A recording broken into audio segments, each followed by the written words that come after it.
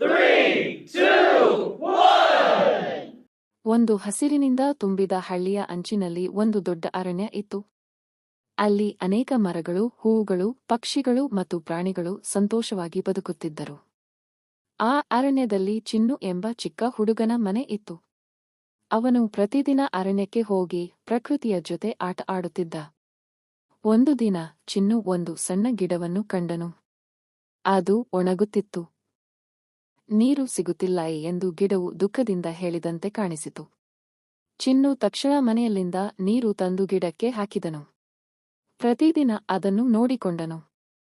ಕಾಲ ಕಳೆದಂತೆ ಆ ಸಣ್ಣ ಗಿಡ ಒಂದು ದೊಡ್ಡ ಮರವಾಗಿ ಬೆಳೆದಿತು.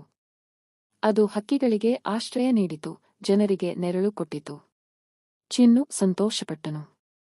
ಒಂದು ದಿನ ಭಾರಿ ಗಾಳಿ ಮತ್ತು ಮಳೆ ಬಂದಾಗ ಚಿನ್ನು ಆ ಮರದ ಕೆಳಗೆ ಆಶ್ರಯ ಪಡೆದನು. ಅವನು ಅಂದು ತಿಳಿದುಕೊಂಡನು, ನಾವು ಪ್ರಕೃತಿಯನ್ನು ಕಾಪಾಡಿದರೆ ಪ್ರಕೃತಿ ನಮ್ಮನ್ನು ಕಾಪಾಡುತ್ತದೆ. ಪಾಠ: ಪ್ರಕೃತಿಯನ್ನು ಪ್ರೀತಿಸಿ, ಕಾಪಾಡಿ, ಅದು ನಮ್ಮ ಜೀವನದ ಅತಿ ದೊಡ್ಡ ಸ್ನೇಹಿತ.